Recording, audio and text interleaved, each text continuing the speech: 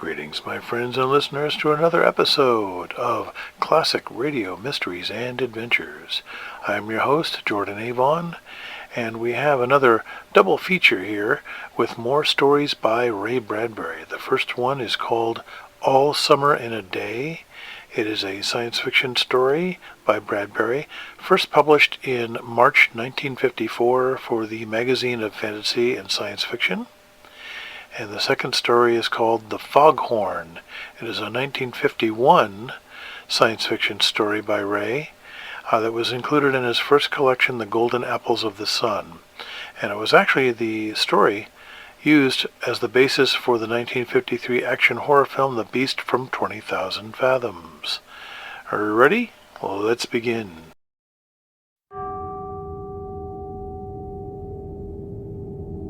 All Summer in a Day by Ray Bradbury. Ready? Ready? Now? Soon. Do the scientists really know? Will it happen today? Will it? Look, see for yourself. The children pressed to each other like so many roses, so many weeds intermixed, peering out for a look at the hidden sun. It rained. It had been raining for 7 years, thousands upon thousands of days, compounded and filled from one end to the other with rain, with the drum and gush of water, with the sweet crystal fall of showers, and the concussion of storms so heavy they were tidal waves come over the islands. 1,000 forests had been crushed under the rain and grown up 1,000 times to be crushed again. And this was the way life was forever on the planet Venus, and this was the schoolroom of the children of the rocket men and women who had come to a raining world to set up civilization and live out their lives. It's stopping! It's stopping! Yes! Yes! Margot stood apart from them, from these children who could never remember a time when there wasn't rain and rain and rain. They were all 9 years old, and if there had been a day 7 years ago when the sun came out for an hour and showed its face to the stunned world, they could not recall. Sometimes at night she heard them stir in remembrance, and she knew they were dreaming and remembering gold, or a yellow crayon, or a coin large enough to buy the world with. She knew they thought they remembered a warmness, like a blushing in the face, in the body, in the arms and legs and trembling hands. But then they always awoke to the tatting drum, the endless shaking down of clear bead necklaces upon the roof, the walk, the gardens, the forests, and their dreams were gone. All day yesterday they had read in class about the sun, about how like a lemon it was, and how hot, and they had written small stories or essays or poems about it. I think the sun is a flower that blooms for just 1 hour. That was Margot's poem, read in a quiet voice in the still classroom, while the rain was falling outside. "Ah, you didn't write that," protested one of the boys. "I did," said Margot. "I did." "William," said the teacher. But that was yesterday. Now the rain was slackening, and the children were crushed in the great thick windows. "Where's teacher? She'll be back. She'd better hurry, we'll miss it." They turned on themselves like a feverish wheel, all tumbling spokes. Margot stood alone. She was a very frail girl, who looked as if she had been lost in the rain for years, and the rain had washed out the blue from her eyes and the red from her mouth and the yellow from her hair.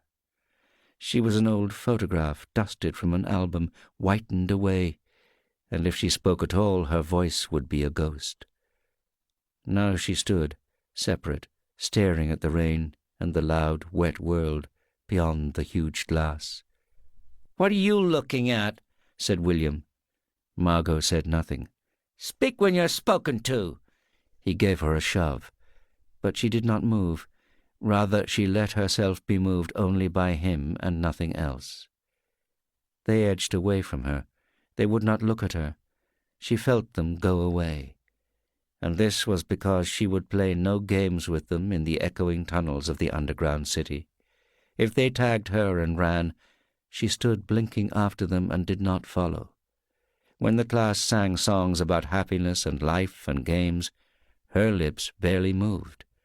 Only when they sang about the sun and the summer did her lips move as she watched the drenched windows.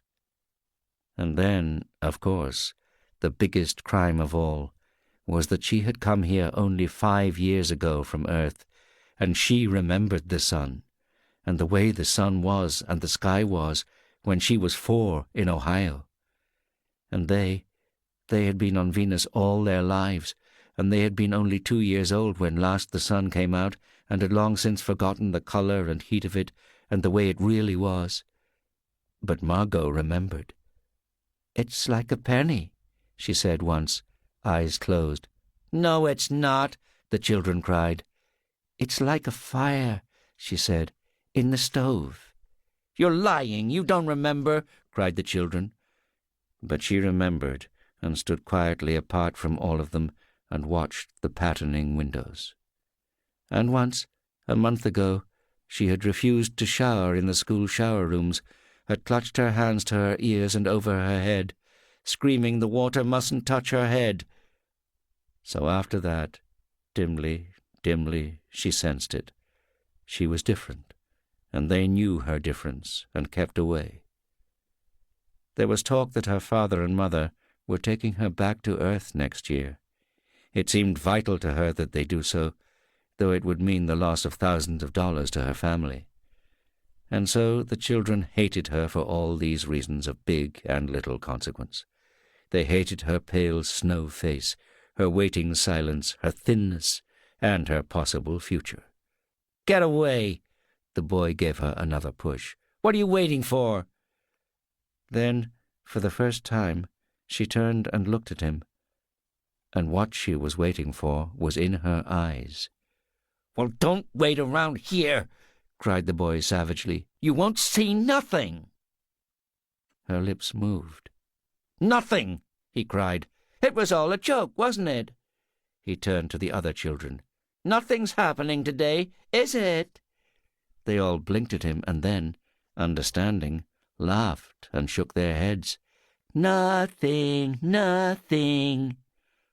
"Oh, but," Margot whispered, her eyes helpless, "but this is the day the scientists predict. They say they know. The sun—" "All a joke," said the boy and seized her roughly. "Hey, everyone, let's put her in the closet before teacher comes." "No," said Margot, falling back. They surged about her, caught her up and bore her, protesting, and then pleading, and then crying, back into a tunnel, a room, a closet, where they slammed and locked the door. They stood looking at the door, and saw it tremble from her beating and throwing herself against it.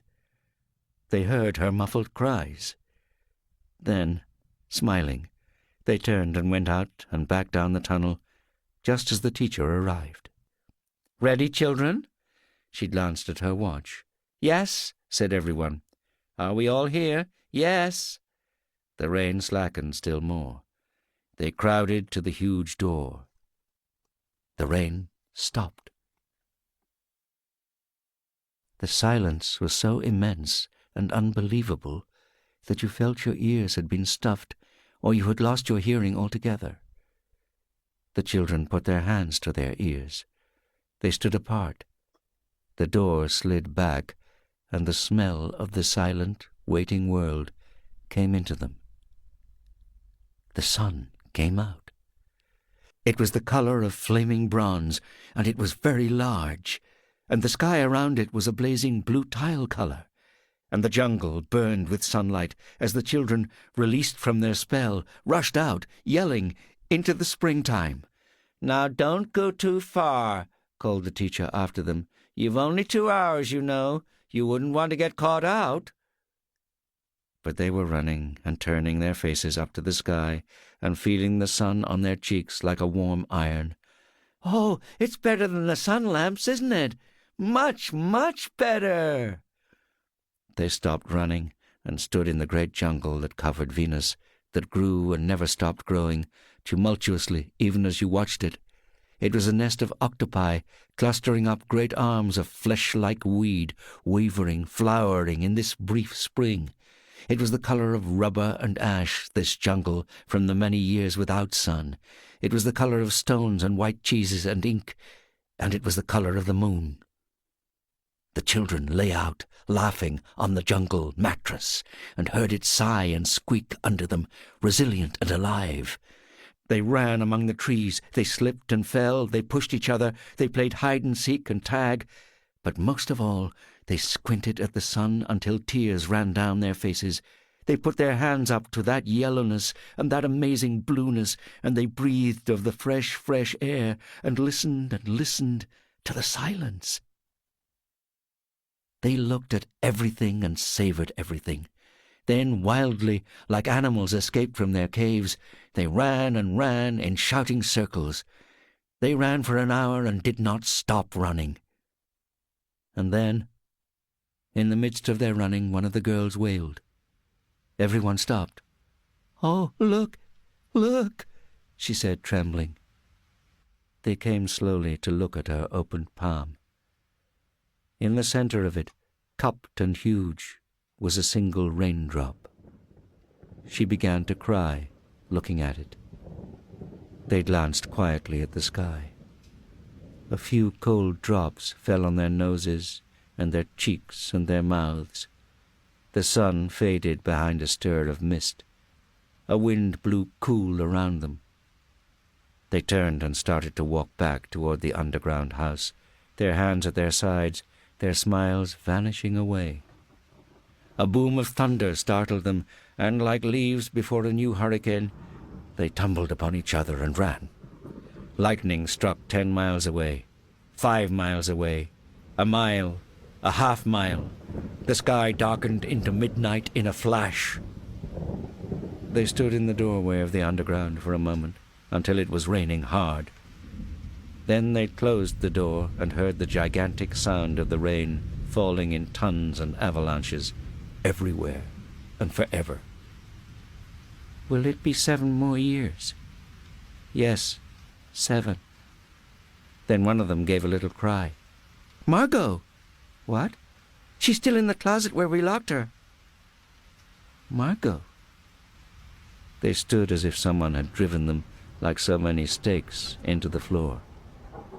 They looked at each other, and then looked away. They glanced out at the world that was raining now, and raining steadily. They could not meet each other's glances. "Margot," one of the girls said. "Well?" No one moved. "Go on," whispered the girl. They walked slowly down the hall in the sound of cold rain. They turned through the doorway to the room in the sound of the storm and thunder, lightning on their faces, blue and terrible. They walked over to the closet door slowly and stood by it. Behind the closet door was only silence. They unlocked the door even more slowly and let Margot out. That was all summer in a day.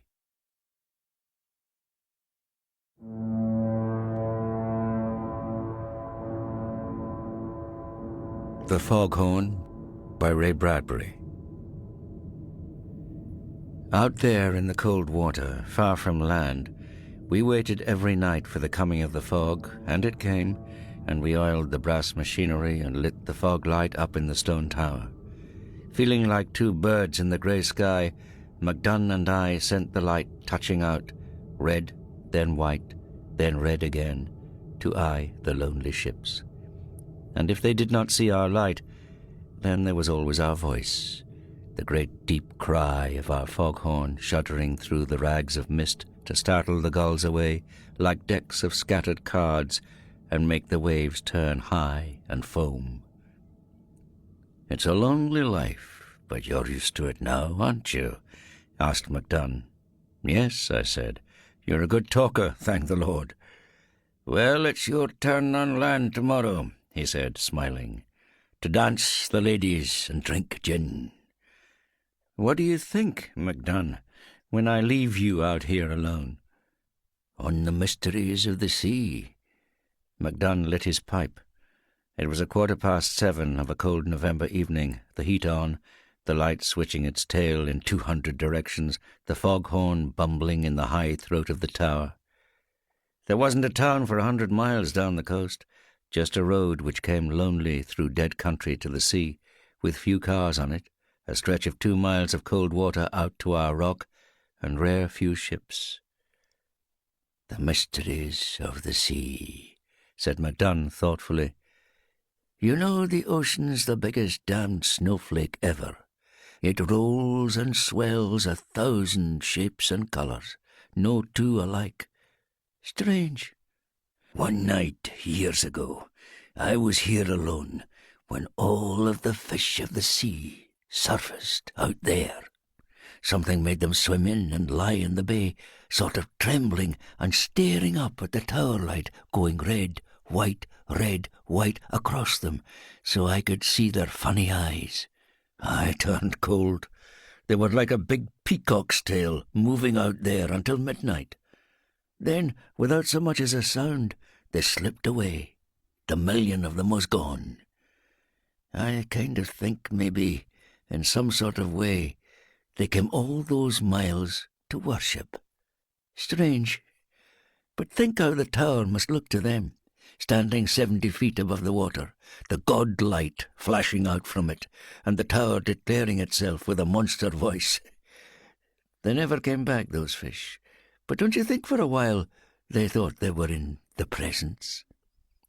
I shivered. I looked out at the long grey lawn of the sea stretching away into nothing and nowhere. Oh, the sea's full.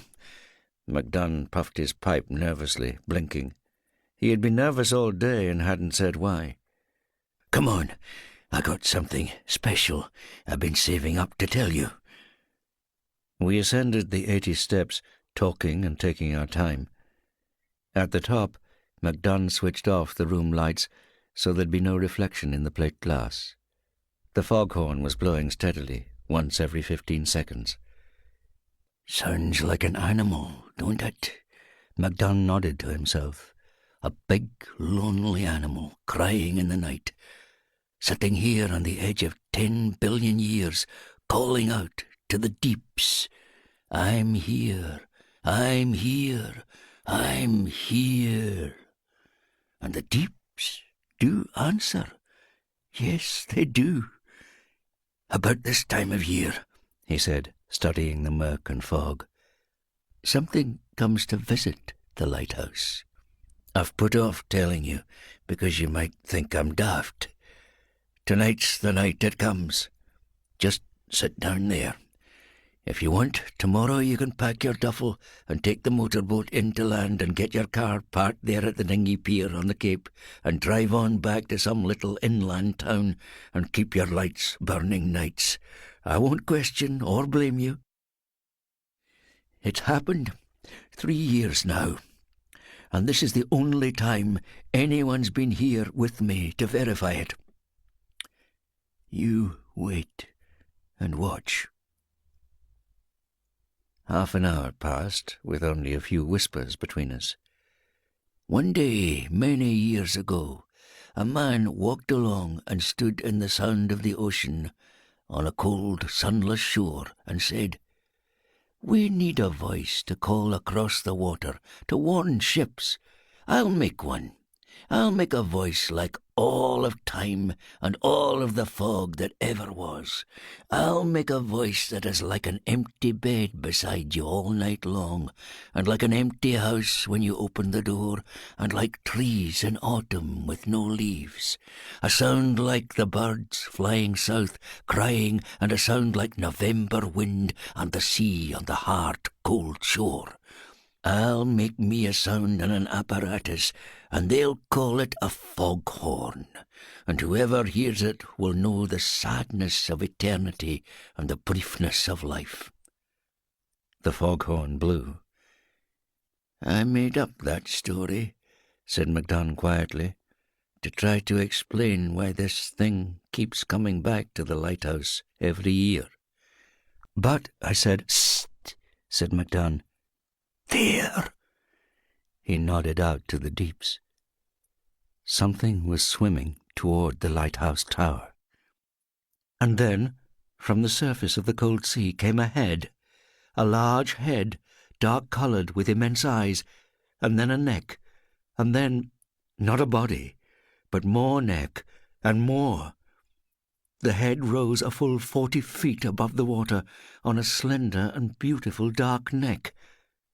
Only then did the body, like a little island of black coral and shells and crayfish, drip up from the subterranean.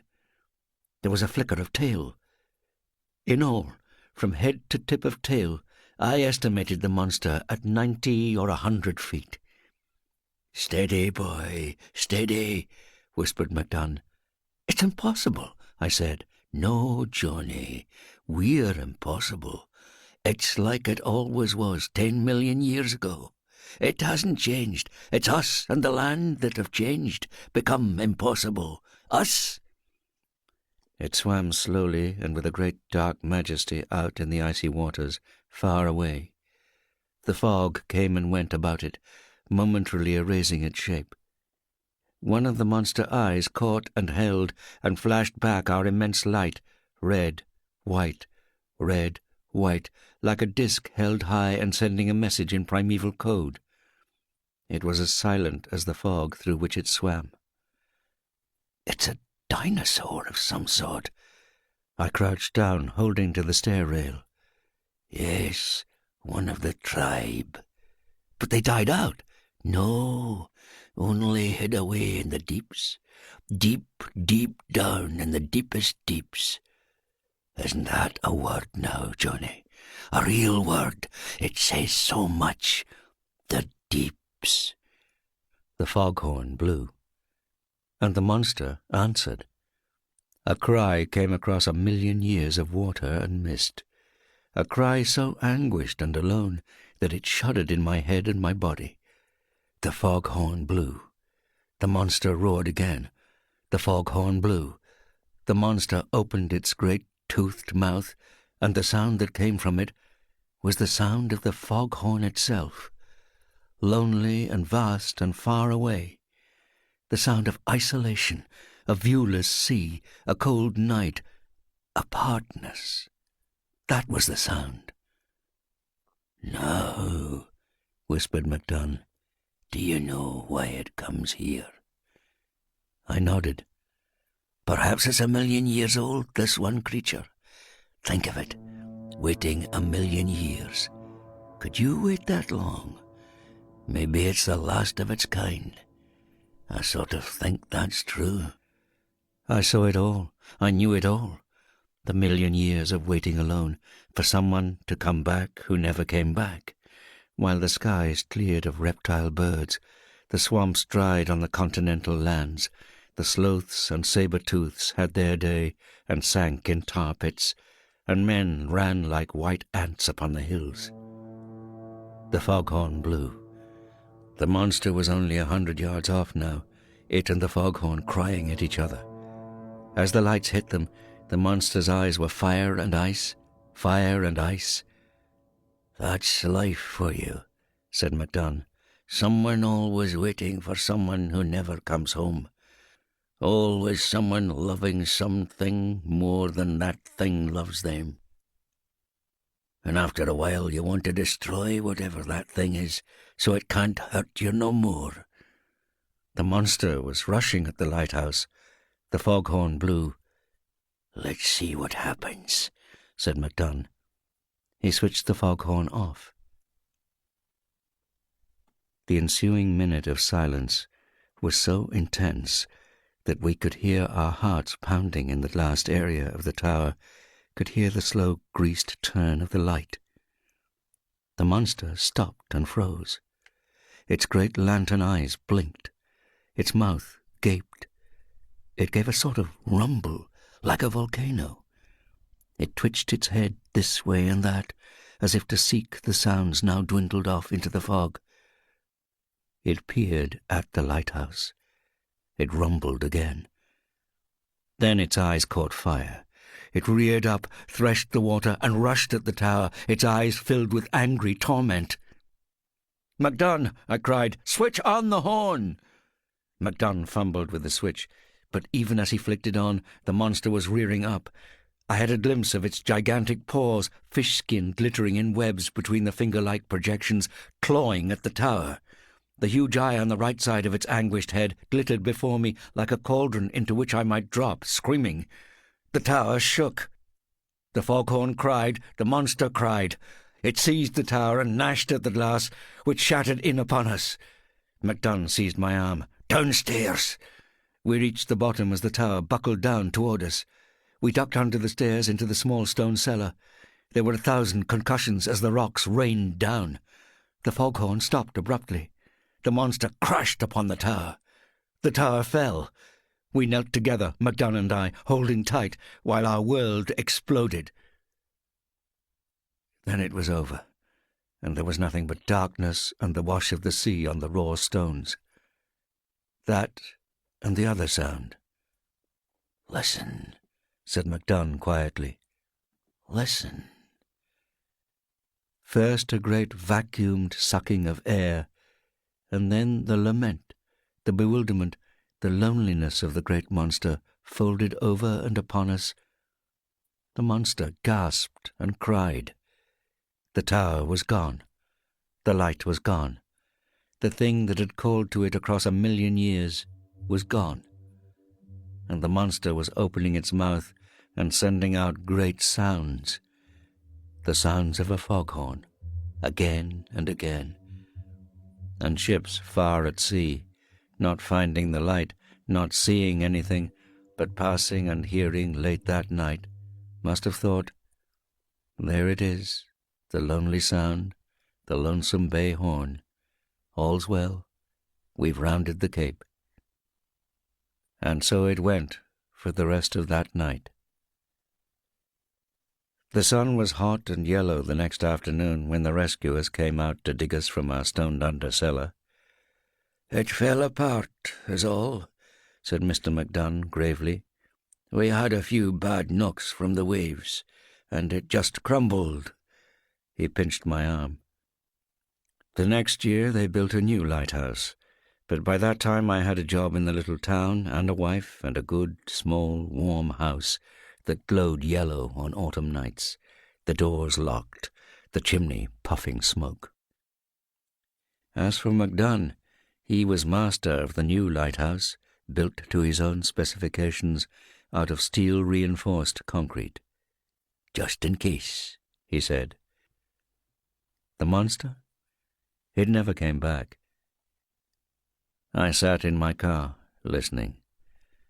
I couldn't see the lighthouse or the light standing out in Lonesome Bay. I could only hear the horn, the horn, the horn. It sounded like the monster calling. I sat there, wishing there was something I could say.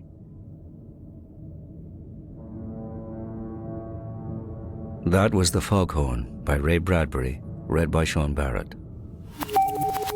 Ray Bradbury's short stories are produced by Matt Thompson and are a Rocket House production for BBC Radio.